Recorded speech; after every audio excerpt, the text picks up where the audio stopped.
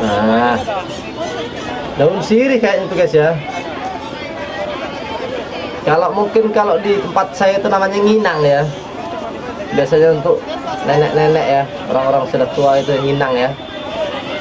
Cuman ternyata di India ada juga guys yang jual kayak gitu ya. Itu dijual ya guys tuh. Oh banyak kali cuman itu. Apa aja tuh isinya tuh.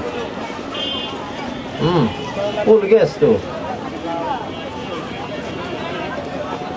Tapi yang antri banyak ya guys ya, yang antri ya. Dibakar pula tuh kan.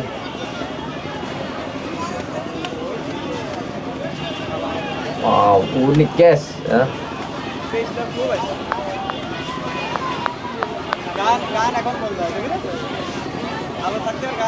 Unik ini guys. Masih ada apinya tuh, langsung dimasukin tuh.